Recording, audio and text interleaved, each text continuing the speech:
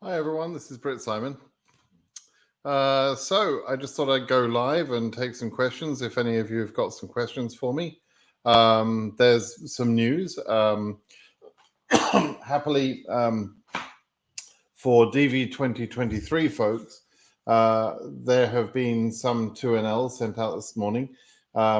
Judging as much as I can, it looks like a fairly good number of 2NLs. And has certainly covered a number of embassies. So that's a pretty healthy sign for DV 2023. For DV 2022, it's not the end, but it's another nail in the coffin, right? Every year this happens. So, I'm experienced at watching this happen. The end of the year for one lottery year doesn't just hit a brick wall suddenly until September 30th. There are things that can happen between now and September 30th for DV 2022.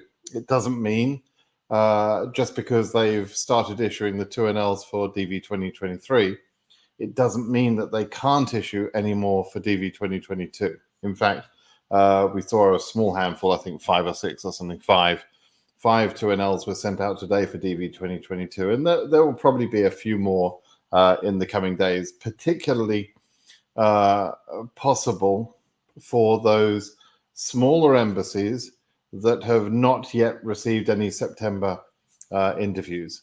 But I think the DV 2022 interviews that are coming out now are coming from July refusals, okay? And so, it's not like there are a great deal of unused visas left.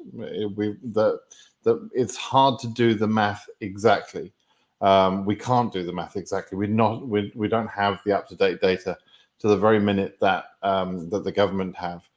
But I think they're staying below the 54,850 number in terms of scheduled cases, and so they are only able to give new interviews now, I think, as they get refusals from July, and those should have been reported by the 5th.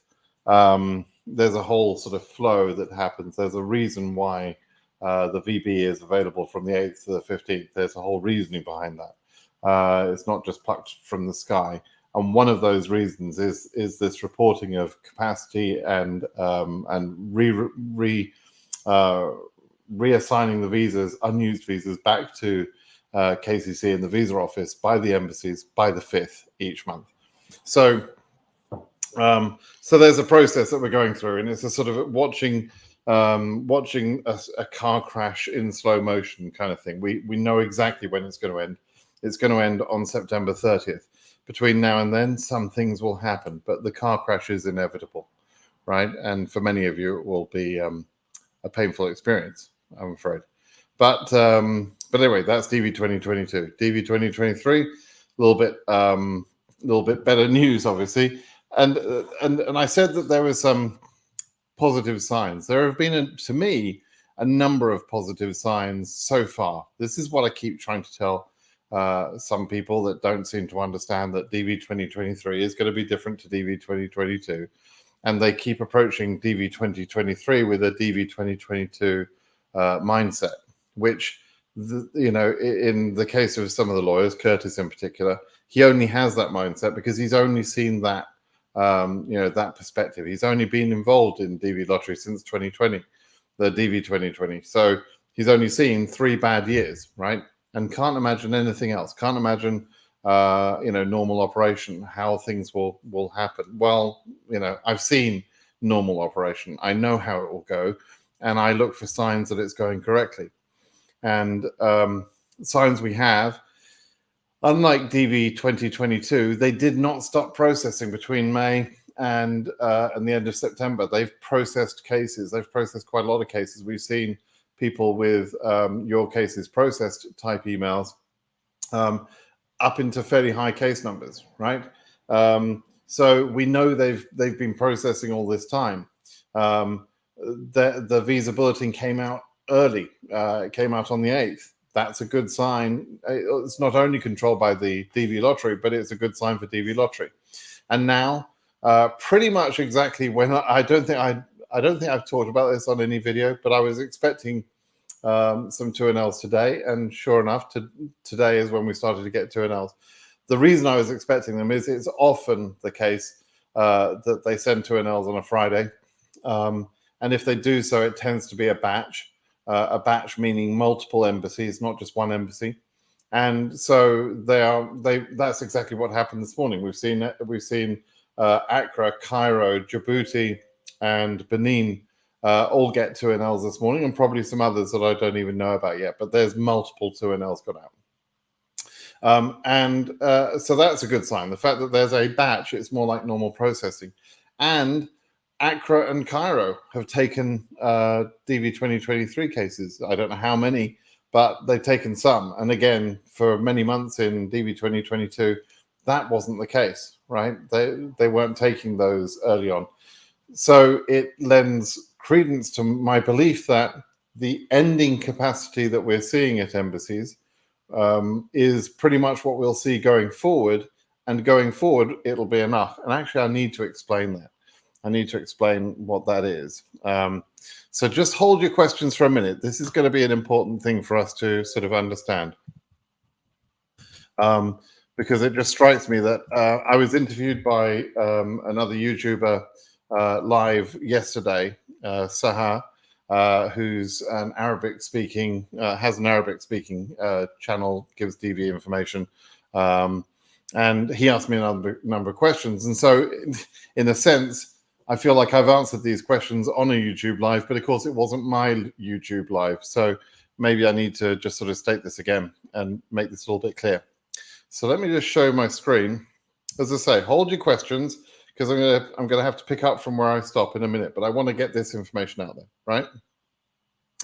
Okay, so by checking Zarthesius's website, we can see data for DV2022. That's very good. But one of the things that he's just added recently, and thank you, Zarthesius, for this, is he made it a little bit easier for us to understand when a particular embassy has received 2NLs, right?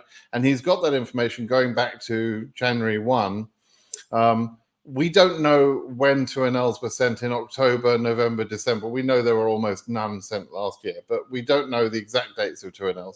And so his first data that he can get from SEAC was available on 1/1, on January 1. And the first data we get for DV 2023 will be on January 1. It's worked like this for years.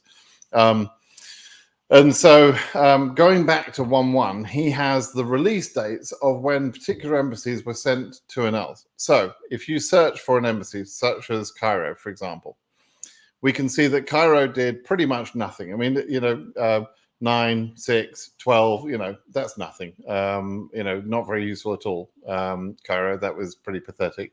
Until the 15th of April, when they took 95 cases. They then took 110 cases in May. In June, they took 212. June was the August interviews, right? So you know that they schedule a couple of months ahead. So June 2NLs are for August, right? July 2NLs are for September, typically. And then typically the August 2NLs should be for October. Of course, we're still seeing some DV 2022 ones for September interviews, but that's unusual. That's because they're actually putting extra effort in. But anyway, going back to this. So in June, they had 212, and then in July, they had 183.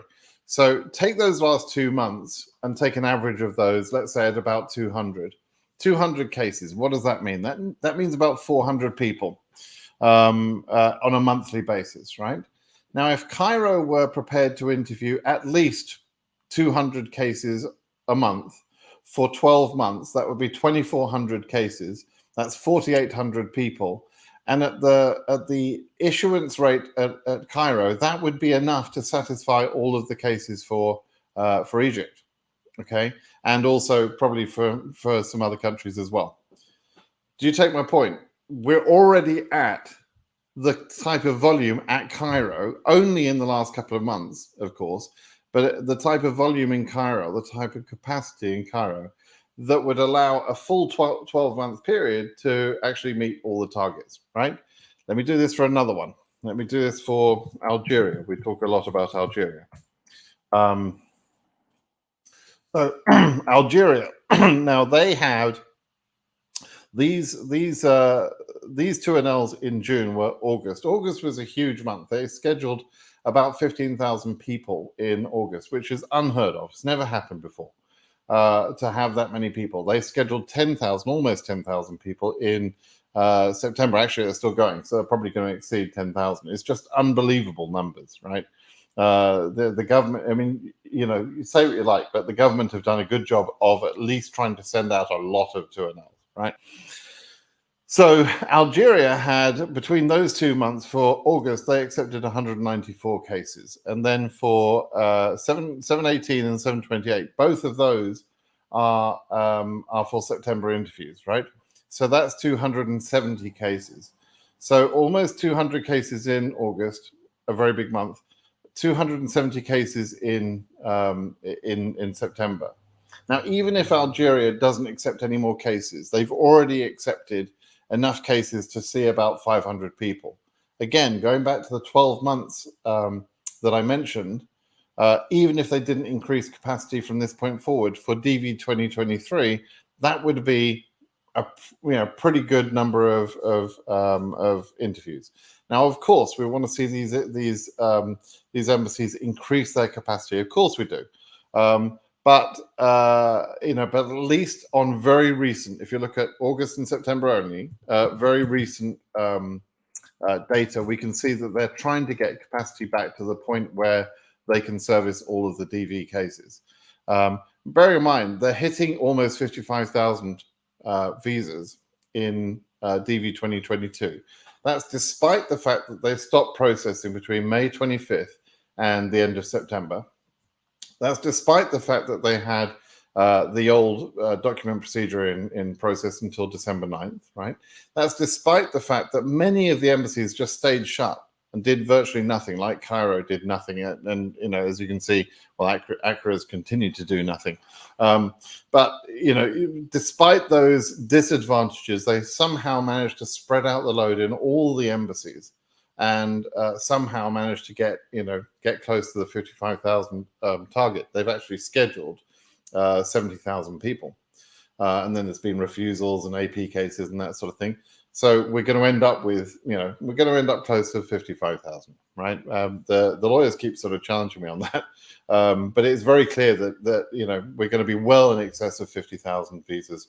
I don't believe we can hit 54,850 because technically it's not possible. I've explained that a couple of times. It's not actually possible in a sense. But they're going to get very close to that, right? So close, in fact, that actually visa availability is now a concern for closing AP cases and even adjustment to status. But anyway, you can see here's an example of a not so good embassy, to put it mildly, one of the worst. And some of you are going to say, no, Algeria is the worst, or Abu Dhabi is the worst, or whatever. This is the worst embassy, apart from an embassy that's entirely shut. And there are some that are entirely closed. But of the embassies that pretend to be open but actually do nothing, Accra is the absolute worst example. And you can see why here. They've stayed at pathetic level of operation. Now, they are one of the embassies that took visa interviews this morning. I don't know how many. We're not going to know how many for some time. But I suspect it's probably higher than this 19 case number. So, that's a good thing. I've heard of 2 cases scheduled at Accra. And the fact that I'm hearing about 2 just makes me feel like there should be a lot more, because I don't know everybody in DV 2023, right? So I have to sort of see things through my lens. So anyway, that's an example there. So clearly for Accra, they're not doing enough work based on present performance, or at least very recent historical performance. We have to see them increase, otherwise there's going to be risks for Accra. But I suspect that they will increase this. I suspect that that's going to change. So you can do the same thing over and over at the embassy that you want to know about. You can have a look at that and look at their very recent performance, their performance in August and September, which is basically June and July and August 2NLs, right? look at that and decide, decide what you think the embassy is going to do going forward. Okay, so that's what I wanted to say. Let's take some questions here. Georgia, you do a lot for people. Let me just take your question here. What does it mean, says Georgia, if somebody is in AP for more than a week after visa approval and hasn't received passport? I just want to, first of all, I want to caution. People are sometimes told in the interview that their visa is approved. You cannot rely on that statement, okay? It's not legally binding. It's not something you should rely on. Anything could still happen after that point. You only have been approved when the visa is in your hand, right? So so you must stop, and you've done this before, Georgia, where you've used this terminology saying the visa was approved in the interview. It wasn't. It was the CO suggested it was going to be approved. Says something like, I can't see any reason why you shouldn't be approved, or I'm going to approve your case. All of that is bullshit. It doesn't mean a thing. What means something is having the visa in your hand. Okay, so you were not approved at the interview, or a similar case was not approved at the interview. After the interview, there's then a review process, and usually by a supervisor at the embassy, but it depends on staffing levels at the embassy, of course. But there's usually a review process, and at that review process, they may then say, you know what, we need a DS5535 from this case, or we need additional AP checks for whatever reason. Now, it can be that, or it could just be the visa printing process, which can be a little confusing. But after a week, I tend to suspect it's more like AP than the visa printing process. The visa printing process should generally only be, a few days, 3 or 4 days at most. If it's a week and 2 weeks, that suggests real AP. Okay, George, I hope that helps. Usama, hello, someone. What about DV2023? Is it the end? My CN is 24K, didn't receive yet the interview date. I don't know. I don't know whether you're going to receive your interview date. I can't answer these individual questions, which are perfectly understandable questions. I get why you're concerned. I understand what it means. I was a DV candidate, right? More than any of the bloody lawyers, and I love them all. But more than any of those lawyers, they were all born here. You know, they're all citizens. They've all got green cards. They've all got citizenship. Yes, I've got citizenship, but I got it through, I got my green card through the DV lottery. So I understand what it is to walk in your shoes, right? I understand the nervousness. And so if I seem humorous about some of these things or whatever, it's not because I'm not understanding how hard your journey is. I get how hard your journey is, okay? And so, but can you get your particular visa or not? I don't know. I can't tell you. I can only tell you that my suspicion is we'll see a few more days where we will see 2NLs for DV 2022. And then I expect the number to go way down, down, down. It might be that today, so far, we've only seen 5. Yesterday there was 130 or something. That was a good day yesterday for Africa, and the day before that there was about 60 something for Asia, which I was very pleased to see. I assumed that would be Abu Dhabi actually, but I thought it was going to be Iranians at Abu Dhabi, but I haven't heard that that's the case. I don't think it is actually. Maybe Beirut. But anyway, so those things will continue for a few days. We'll see a few more 2NLs going out cautiously. We're not going to see any more 1,000, 2NL days. We're not going to see that for DV 2022 anymore. We're too close to the limit now. So I don't know what's going to happen in your particular case. Okay. Can you give us a clue of AS 19,000 interview date, schedule date, or months? Now, you have to give me the year and the region and the number, right? You've given me the region, you've given me the number, that's good, but you didn't give me the year. I'm going to assume it's DV 2023, but don't forget, I'm getting questions from DV 2020, DV 2021, DV 2022, and DV 2023. And pretty soon people are going to be talking about DV 2024, right? So I need to know the year. You've got to tell me the year. You've got to tell me the region. Your number without a region is useless. but without a region and a year, it's useless. So I'm assuming it's 2023.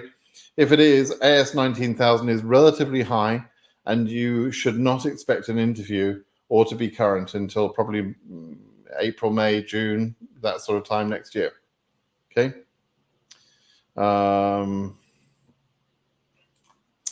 What I have to do if my education documents aren't related correctly with my birth certificate. When you say not related correctly, so there's two main things that sometimes go on with education certificates, and people get very freaked out about it. Number one, the legal name on your passport and your birth certificate may not match what's on your education certificate. That's fine.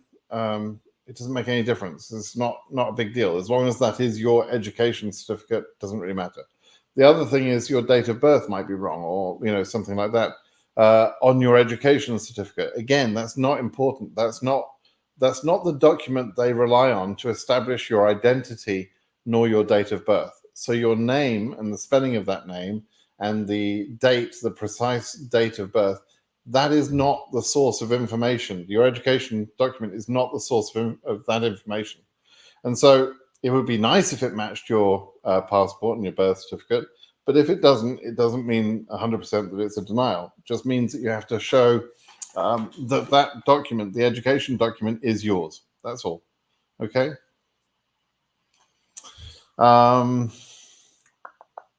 You're a winner of 2022 AS 16K, but didn't get the 2NL. Is there a possibility that I'll receive it between 30 September? Islamabad, yeah. Oh, so you're in Afghanistan, right? Oh, you're from Afghanistan. You asked to be set up at Islamabad.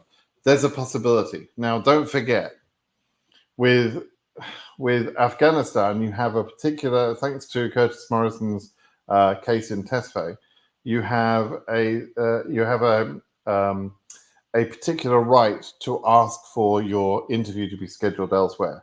Now, if you can travel somewhere else, you may want to do that, because Islamabad, I don't think, and I can't be 100% sure, but I don't think Islamabad are going to take many more. They scheduled 70 cases on July 29th, and that was the highest number that they had scheduled during the year, apart from February. Okay, so and it was much higher than even August.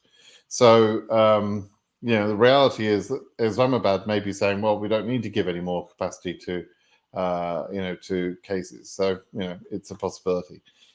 Because of that, you may want to sort of figure out where else you could travel to and where there's capacity, and decide whether you want to try and, at this last minute, you might want to try and switch your embassy location. However, there's no guarantee, even if you do that, that you're going to get a 2NL, because there's almost no visa spots left, right? Hello World says, when will the first group of DV2023 start receiving 2NL? They did start receiving 2NLs today. It happened today. Do you know any 2NLs sent in South America, or more precisely in Argentina? Good question. No, I didn't see any. Bear in mind that at this time of the year, not everybody in the DV world knows who the hell I am, right? So on my blog and through channels and through immigration forums and everything else, I have a window into information. That's how I get my information. I have a window into that information, but I don't know everybody's case, right? And South America is less selectees anyway, so I tend to get less information about South America. I get a little bit more information, funnily enough, about Oceania. I don't know why. I think South Americans perhaps prefer to use channels, Spanish-speaking channels and that sort of thing. So, maybe that's why. And although I speak Spanish, it's horrible. It's horrible. It's not very good Spanish at all, as my daughter keeps telling me. She is bilingual. So yeah, I don't know is the honest answer. Did KCC start to process DS260 for DV2022? Is it the same? Oh, when did they? Okay, that's a good question, Emran. The KCC in May of 21 started to process DS260s, and about May 25th or May 27th, I forget the precise date, they stopped processing DV2022 cases, and they did almost no work until the end of September. because they were suddenly focusing on DV2021 cases because of lawsuits, right? And so there was a long period of time when they did very little. They focused all their efforts, and that created a backlog and a big problem for DV2022, alongside the embassies that decided they weren't going to do anything at all. Firstly, because of the prioritization, there was a centralized policy, and later because of their ability to make that decision locally about how they prioritize their cases, right? So they lost several months in DV 2022 processing. In DV 2023, as I said at the beginning of this video, they actually have already shown us that they are processing cases for DV 2023. We haven't had that loss of time. And because of that, this DV 2023 is going to be much better than DV 2022. Okay. I want to ask, my case number is AS 19,000 from Africa, but my interview is scheduled in Saudi Arabia. Is there a chance for me to get interview early? Okay, early being when? Are you a 2023 case? Yeah, I don't know. So your AS, I'm from Africa, but oh, this is interesting. Why have you got an AS number if you're from Africa? If you were born in Africa, you should have an African region number. Did you by any chance say you're chargeable to Saudi Arabia because you live there? I hope not, because that's not okay. Now, if you did do that, hopefully it's because you were married to someone from the Asia region, something like that. But you probably want to follow up and ask me a question, or make it clear to me why you've got an AS region number. Now, is there a chance of you getting an early interview? Well, not really. You're going to wait until your case number is current. There's no way around that. It doesn't matter how quickly you submit your DS-260. You'll still wait for your case number to be current. Okay. Kindly, why the stats for 2023 won't be published till January?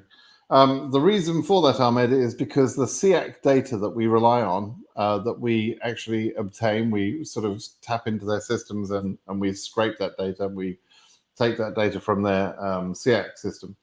That data, the source data, is not populated, or is rather not available until January 1. It's a really weird thing. Is that Zarthisius and I have chuckled about this before. Literally, I think it's mountain time or something. When the clock turns midnight in mountain time or central time, I can't remember which now, on January 1, the data magically becomes available. It's not that there's some little guy at the State Department loading that data at midnight and making it available. It's because they wrote the bloody system to only make that data available once it turns 2023, because it's the DV 2023 lottery. Completely idiotic software development, right? And I had some idiot once argue with me, well, you don't know the requirements. I mean, for God's sake, that's a stupid engineer's response, for that. Of course, I know the requirements. The requirements are, not hide this data until January 1st. I mean, what's the possible reason behind that? It's just stupid. But that's what happens. We'll get that data on January 1st. And I'd love to see that change, by the way, government, if you want to change that, because it's moronic. Accra Embassy is really breaking hearts. Yeah, that's true. They have really let people down this year. Okay. Is there new marriage people? What is new marriage people and newborn affect the number of visas? Oh, okay. Yeah. So let's say there were 10 people, and 5 of them were married and 5 of them were single, right? Each one that was married, maybe they've got a kid and everything else. You all know that every time a family gets issued visas, if there's 4 in the family, it's 4 from the 55,000, right? So there are people out there who are either single or childless, who will get married and who will have babies during the DV 2023 process. And if those people are in front of you, then it reduces your chance of getting a visa, because the numbers are actually increasing during the year. The derivative rate increases during the year through births and marriages. So yeah, it does affect. Should we submit supporting documents or not for DV2023? Well, they haven't asked anybody for supporting documents. There's only one case I know where they did, but that was only in response to that guy asking if you should send documents. So I think that was all a mistake. But they've scheduled all these cases today without any of them sending documents. So at least for now, we know that they're not running the document procedure in DV2023. That doesn't mean they couldn't reintroduce it later on. I hope they don't, because it's a bloody mess when they introduce that procedure. But it is possible it comes back, but I would say not likely at this point. Okay.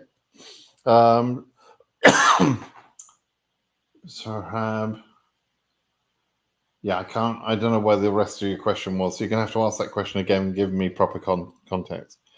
My son has won the lottery, says Doram, on the first attempt. He's going to the USA on an F1 student visa the month end. What's he supposed to do when he reaches USA for further studies? He's supposed to study. What do you mean? Do you mean how is he going to process his case? Is that, try and be a little bit more clear? It's helpful also to give a year, region, and number when you ask these sort of questions, Doram. So there is a process called adjustment of status. It's for people who are in the USA and on non-immigrant visas, and then find that they have a change of heart, a change of mind, and they want to adjust their status later on. He mustn't do that too quickly. He's going there at the end of this month to start his studies in September and so on, I should imagine, right? He mustn't, even if he was current, even if his number is Africa number 1 or something, he mustn't sort of enter the country one day and then file for adjustment of status the next day. That would show that he clearly lied about his intentions when he came into the USA on the F1 visa, and he would have a problem. He's got to wait. And he has to not have a plan to wait. He needs to come to a decision where he thinks, you know what, I like it in America, and I've got that DV lottery thing. You know what, I'm thinking I'm going to try and stay here and adjust status. That's the thought process. He'll change his mind. But that needs to happen over a period of at least 60 days. He's got to have been in the country at least 60 days. Don't do it less than that. We used to say 90 days. So, take some time, let him apply. Now, people freak out with adjustment of status because they see the timelines quoted by the field offices that says, 11 months of processing and 10 months and everything else. But what they don't understand is that DV cases are expedited. They go through the system much faster than other types of adjustment status cases. So, he could apply in December, January, February, March, no problem. He'd have plenty of time if he files his I-485 in that time. And with regard to the I-485, Doram, quick last thing. Go to a forum called, go to forums.immigration.com. Search out a thread which will be about DV2023 adjustment of status. And in that thread is all the information you need in order to process the case. Okay?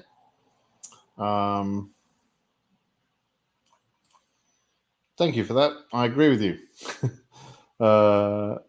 Vladevsky. I used to have a good friend in DV Lottery who went through the scenario same year as me, and he had a very similar name to this. So that gives me fond memories. 2020 and 2023 winner. I'm in the reserve visas from DV 2020 and stopped following the news. So the question is how it was these years and some predictions on 2023. Okay, DV 2020 is still waiting for an appeal, and that appeal will probably finish up. It's being heard in September, probably finish up in October, maybe November, and perhaps even December. So it'll be some time before we know the basis of that appeal. Depending on your DV 2023 case, that might be your best opportunity. And as I've already said in this video, DV 2023 is going much better than the last 3 years. Okay. Simon, how they process is a mystery. It becomes a puzzle to most DV winner. Do you know? Hi, GetNet. I know you're on the DV2023 global. It's not a mystery.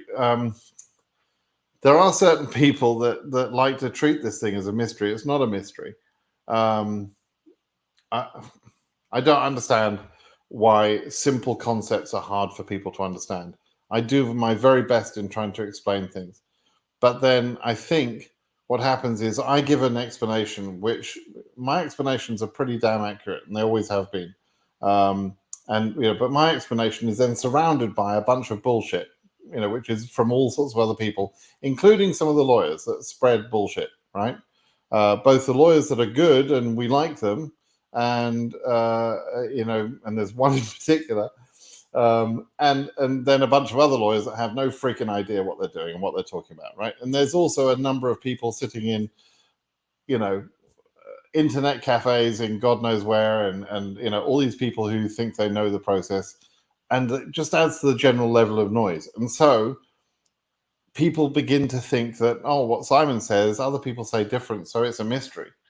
No, it's not a bloody mystery. We know how they process, right? We know a lot about how they process.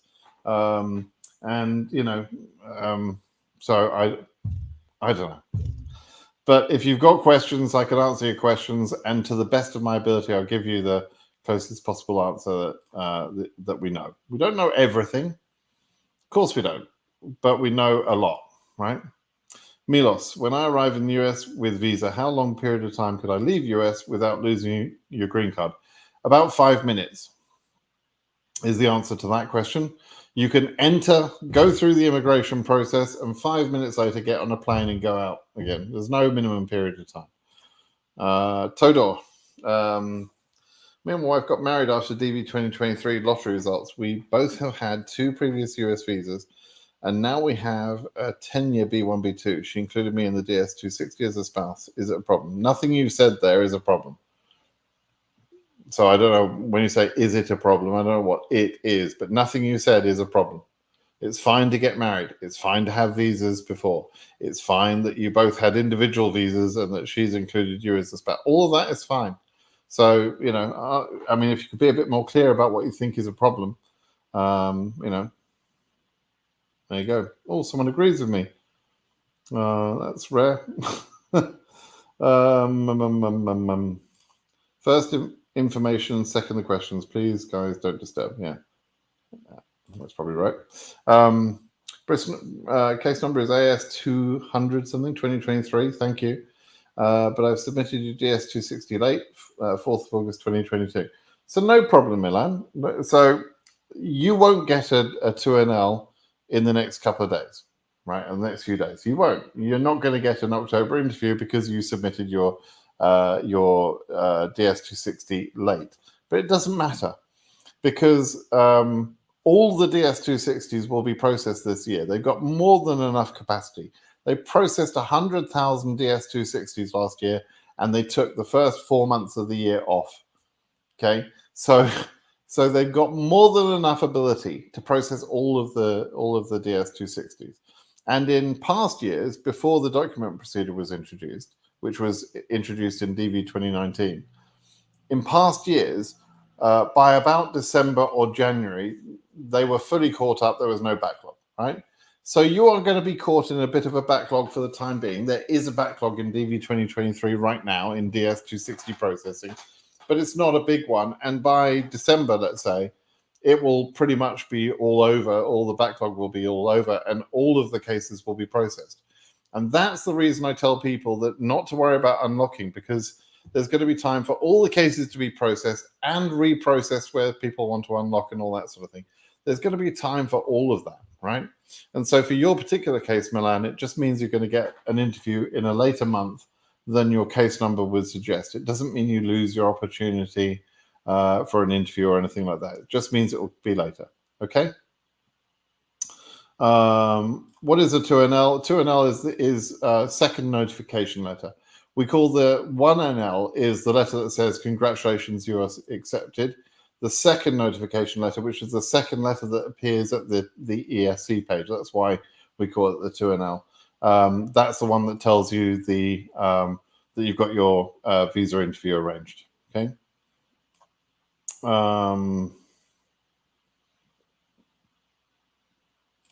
Case number is 8K. This is the typical sort of thing. Norkulova. I hope you've realized your mistake here and you've put some more information further down the questions. Your case number is 8K. I don't know which year, I don't know which region, so I can't answer your question. Do DV2023 winners require I-134? The smart ones do, yeah, the clever ones do. The clever ones listen to what I say and they will prepare an I-134 just in case they're asked for it in the interview. If you go for an interview on September the 25th or something and you don't have an I-134 in your pocket, you're a bloody idiot, right? Because you're risking the chance of not being able to answer the question about financial responsibility. And therefore risking AP with no time to correct that. And so you're risking your whole green card for the sake of not having prepared properly, okay? So, you know, regardless of whether Johnny down the road or your uncle's cousin's brother or someone else says that when he went through the lottery in 1962, not that it existed, they didn't ask him for an I-134. Regardless of whatever bullshit information you've heard, just get an I-134 or be prepared to show substantial savings at the interview, one or the other, because there's a law about public charge, which again, a lot of people, including some of the lawyers I deal with, think was removed. And the reality was public charge has not been removed. And it can still be a question. It can be a reason for refusal, right? So prepare for it. You may not be asked, right? But if you're not asked and you've got it in your pocket, at least you'll feel comfortable you've got it in your pocket, right? Case number is 2023 AS 23,000 Bahrain Embassy. What do you think my chances for interview? Now, your number is getting into the range where I don't know how high the case numbers are, and so I'm not going to try and guess what your chances are. It could be high enough that we never get there. I just don't know, right? I don't know what the maximum case numbers go to, and we're not going to know that information reliably until January 1st. Okay, so I don't know. Do you think Ghana Embassy schedule earlier this year is a good thing for all embassy in 2023? I think, well, I explained that earlier. I see it as a good sign, yes. My case number is EU 9723. If my child is born after my interview is scheduled, what is the procedure then? There's on my blog page, there's an article that describes all the different phases and the procedure for when a baby is born during the DV lottery process, right? One case is before you've been scheduled. Next case is you've been scheduled, but you haven't had the interview yet. Next case is you've had the interview. Next case after that would be you've moved to America, right? Or you've got your visa and, you know, well, no, then you've moved to America. There's various things, right? The procedure is different based on when exactly the baby is born compared to your interview date, etc. But you don't need to worry about it now. Your EU 9700, you won't be current for a few months. Go have the baby and we'll figure out. You can ask me on my blog or you can ask me on the YouTube channel what's the particular procedure based on that particular set of circumstances. Or you can go to my blog at britsimonsays.com, use the search feature, type the word newborn, and you'll find an article that talks about this so you can get a bit more information. Another question I can't answer. Will 2022 AF34K be scheduled? Again, I can't guess. I can't guess for all the reasons I gave earlier. Okay.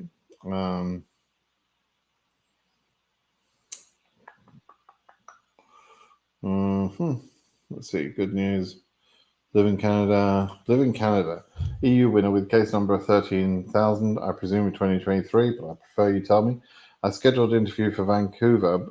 What do you mean you scheduled an interview for Vancouver? It's not up to you to schedule the interview. And DV cases only get seen in Montreal, as you then figured out. Do you need to change the location with KCC? I see. So you didn't schedule the interview. You mean you chose that in your DS260, you chose Vancouver, right? It doesn't matter. They'll ignore your choice because they'll base it on the fact that you live in Canada, and they'll send you to the only place in Canada which can do the DV interview. By the way, Montreal is issuing a lot of DS5535s at the moment. So allow for that. Read about the DS5535, even download it and fill in a copy before you go to your interview, just in case they tell you, oh, we're going to send you a DS5535 request. You can pull that out of your bag at that point and say, here you go, I've already filled it out. And maybe you can save yourself a few days and some hassle, right?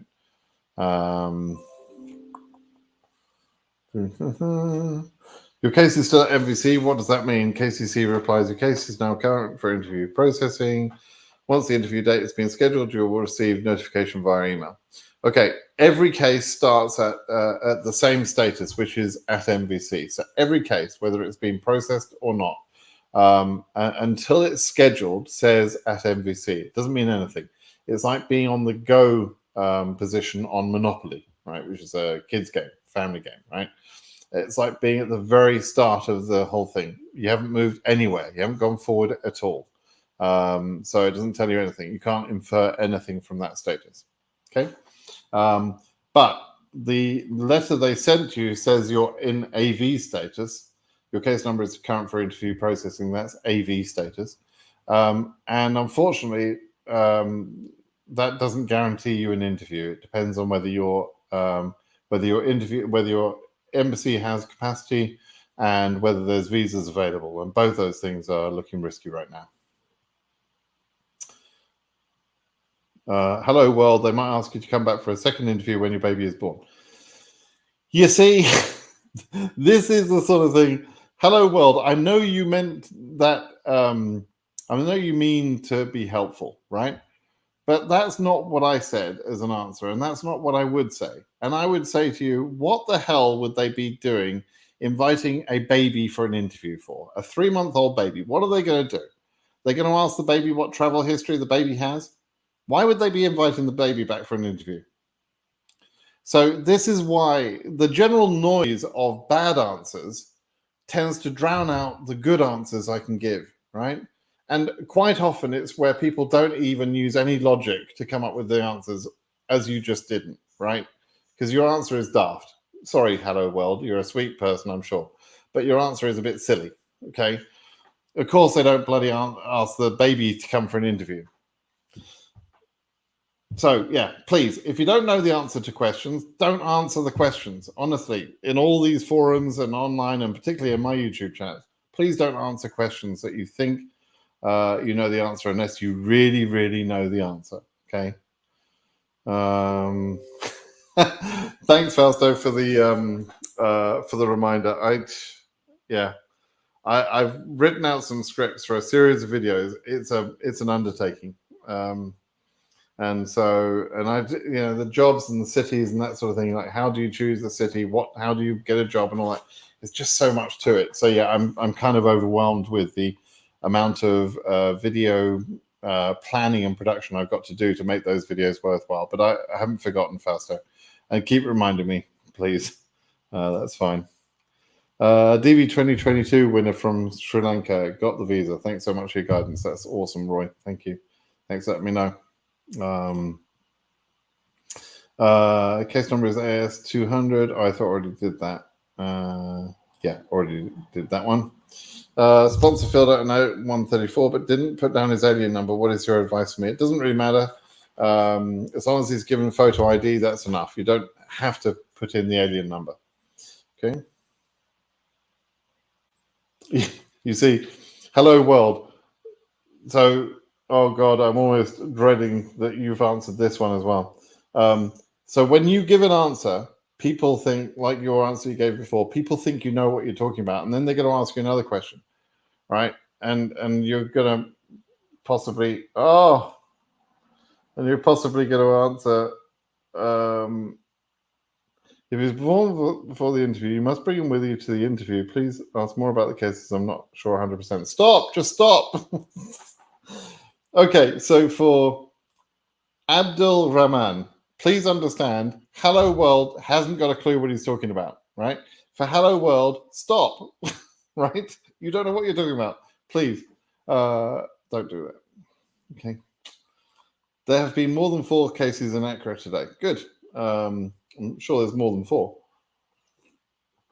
But we only hear about some of them. Not everyone is connected, right? Okay, AF2023, AF24K will be having an interview in Joburg. Roughly predicting from the past events, my interview should be in May or latest June. Yeah, I'd agree. Probably earlier than that, actually.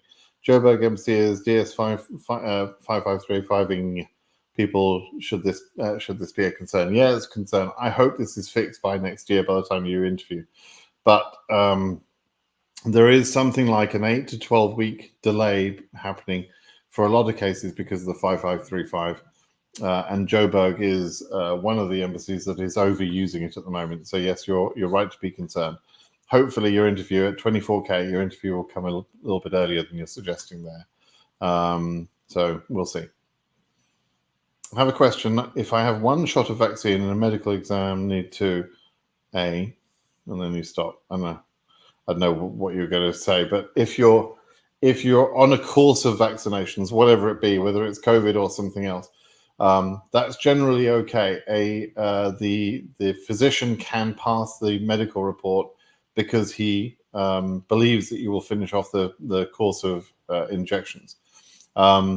In certain circumstances, excuse me, they can actually issue the visa with a note on it that says you've got to go and check in with a doctor in the USA to confirm that you've had some treatment. Not so much normally for vaccinations, but for some types of treatment. So that option exists to the physicians, but they probably won't use it. Okay.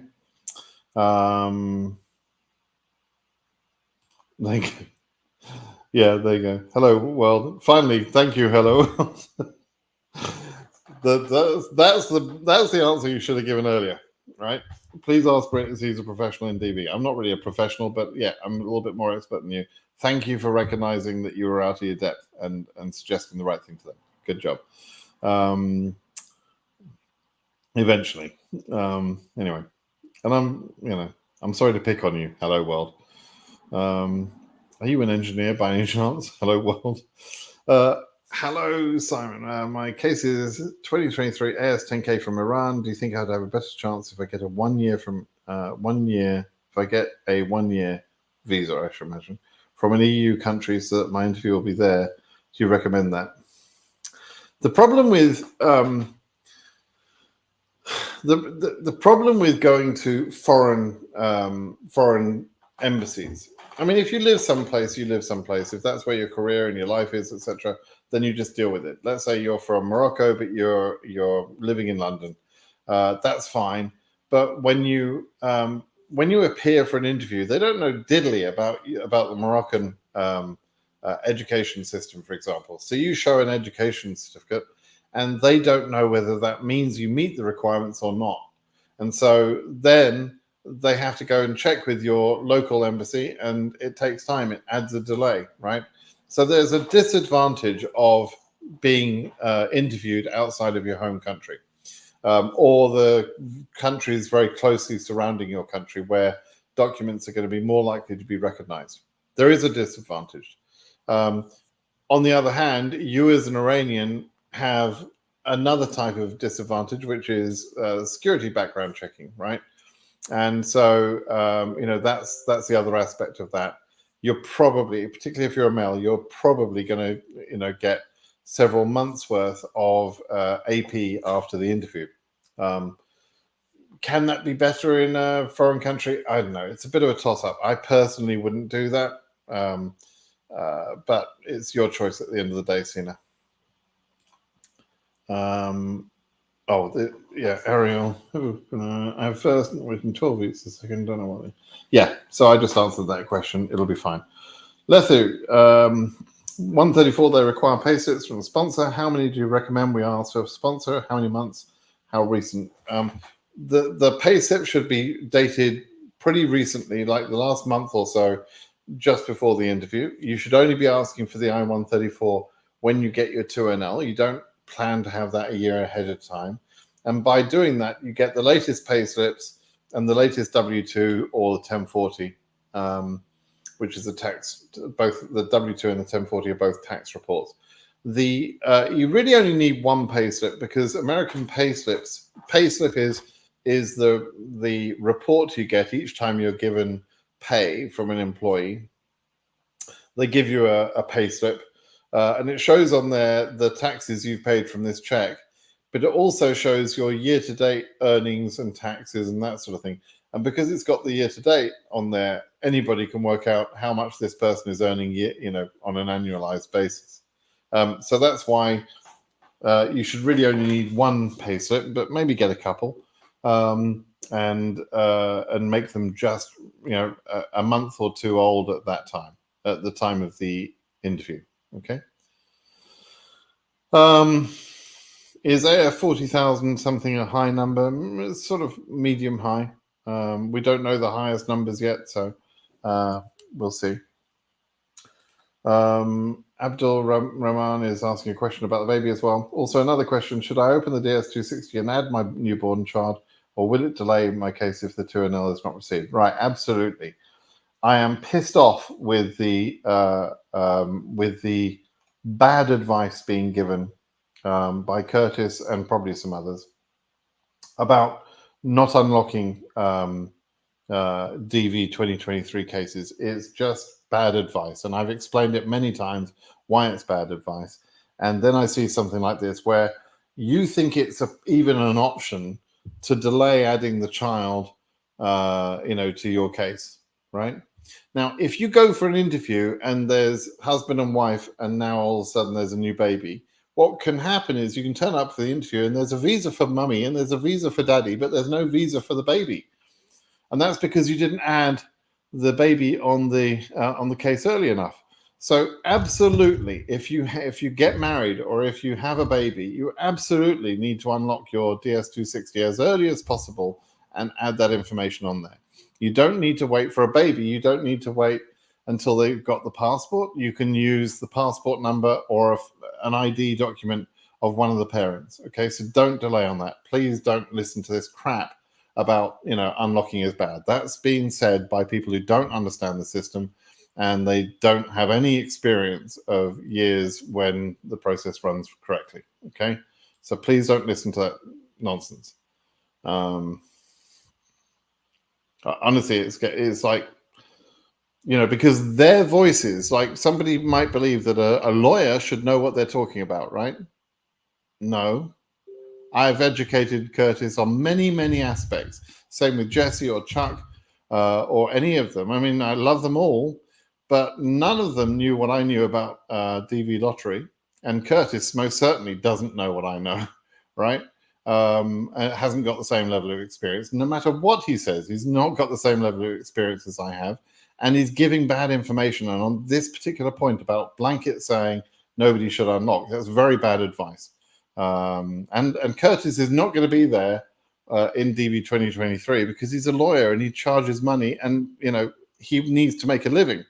This is not my job. This is not how I make my living, right? So I'm not going to be not working on DV 2023 cases simply because nobody's not paying me, because nobody pays me anyway, right?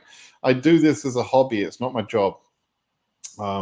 So Curtis, on the other hand, will only be interested if there's a lawsuit, happening. And frankly, his bad advice makes a lawsuit more likely. I wonder whether there's a connection there. Ola says, my case still at MVC. What's it mean? I already answered that one. Good day there, says Vladislav News. Good day there. Please help. I have left the USA with a green card to Ukraine. I've left the USA with green card to Ukraine, where I'm a citizen. I've been 8 months now. Oh, man. Since you can't leave, so you're a man, right? Okay, so as a male, holy shit, yeah. Oh, man, and timing was bad. You must have got there. You must have gone back to Ukraine just before that idiot Putin did what he did. And then, obviously, you need to stay in the Ukraine. Okay, what I suggest you do. Wow. If there's any way you can get out, then do that, right? If you can't get out, then there is a process. At 12 months, you will have considered to have abandoned your green card. But all is not lost, right? There is a process where you can go through an application called the SB1. It's a returning resident application. And you can go and make that application, and clearly you will have a solid reason as to why you couldn't leave the country.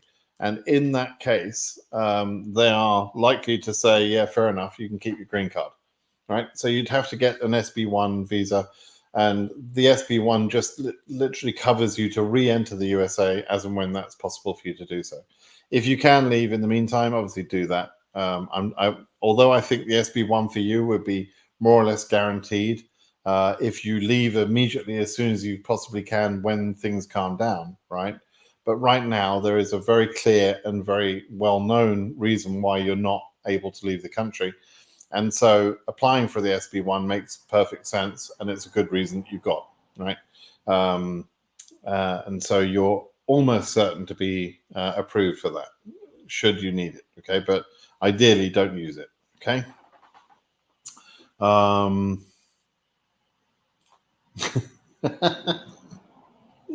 This next one's cracking me up.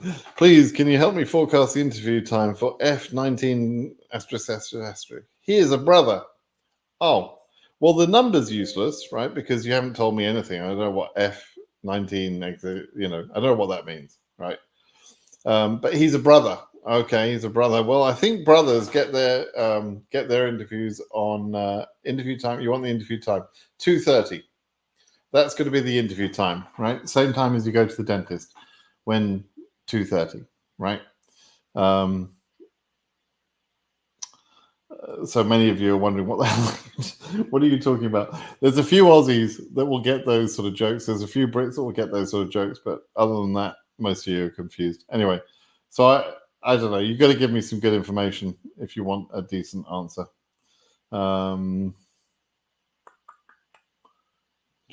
Right, a couple more questions and then we'll call it a day. You're divorced. Your daughter is 5 years under my care and she is in the DS260. That's fine. Also, the principal in my case. Should I provide any documents in the interview to support this? Yes, absolutely. Good question. If you've got 100% custody awarded to you by a court, for example, there would be some court documentation that proves that. And so take that to the interview. A CO is highly likely to ask you what permission you have to take this child out of the country. And so get court documentation, perhaps even get a statement or a letter from the father of the child or the mother of the child. Sorry, I didn't say, from the other parent. I'm not sure what your sex is. Oh, sorry. But yeah, get a letter from the other party to say, yes, I'm comfortable with my daughter being taken to the USA, blah, blah, blah, right?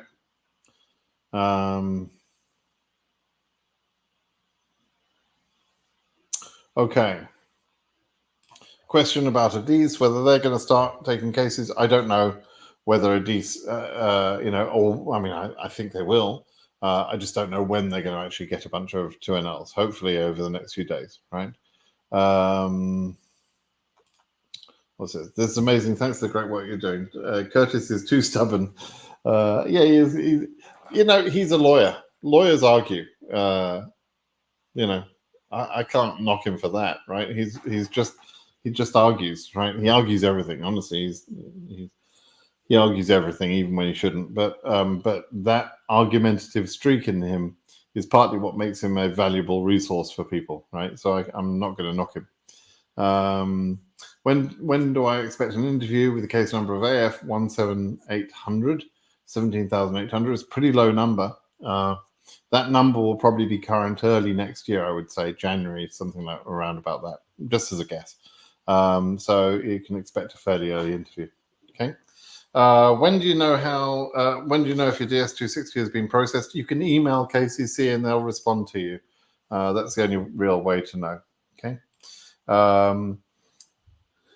Elvis is in the building. You can do anything but lay off for my blue suede shoes. Anyway, AF6799. What's the legality of forms I-134? How come some embassies ask for it and others don't ask for it? That's a really good question.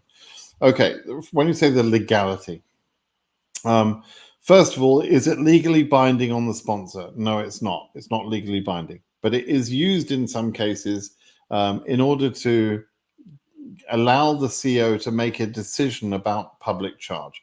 Will this case become a public charge if I let this person go to the USA? Will they be able to survive? Will they have the resources necessary?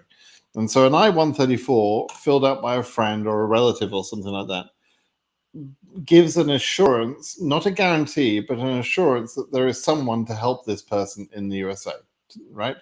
And that person will be helping by, providing them a place to live or some money or whatever it might be. And it's a sort of a promise, but it's not a legally binding promise. But it's perfectly legal to give that to any case that they want.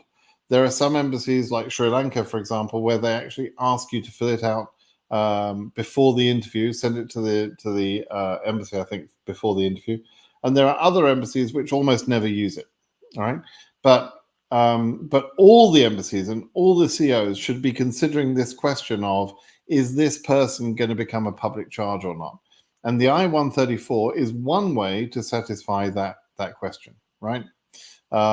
And it's actually the most reliable way. Like, the I-134 has a formula of how you calculate whether this sponsor has enough income to support that person, yes or no. And it's a black and white answer. It's either yes, they do have enough income, or no, they don't. It's very simple. Whereas if you present your own savings, for example, how much is enough with savings? There's nothing defined in law that says that $9,000 is okay, but $9,000 is not okay, but $11,000 is okay. There's no law like that says what number for savings should be used. So I've seen an embassy who said, okay, you're a family of 4 people. We need to see savings of $125,000. Pulled out the sky, no reason for it at all. And so an I-134 is not subjective like that. It's absolutely clear cut. And therefore it's a useful thing. Okay, I hope that makes sense. Okay, let me look for one more interesting question. See if we can find that. Oh, yeah, this is a good question this time of year. Your 2023 AF 5,000, 50,000. Can I apply for DV24 so I don't lose a chance in DV2023? Does not go. Right. Absolutely, yes. There is no harm in applying for DV2024. Anybody can do that, whether you're a previous winner and you got denied or something, or you didn't go ahead, whether you're a current DV2023 case simply waiting for your interview, or whatever, or even I've applied for the lottery in subsequent years simply to make videos on how to apply for the lottery. Right? I've got a green card. Actually, I've got citizenship now. I've had a green card, but I'm a citizen now. Now, there's no harm in applying. There's no law that says you can't apply. Okay, so everybody can apply. It doesn't affect your current win in any way, shape, or form. Okay, and some people win multiple times, so it's worth doing. Okay, everybody, I'm going to call that a day. Thanks for your questions today. Please, please, please do something for me. Number one, give me a thumbs up, like if you like this video, but more importantly, subscribe to the channel.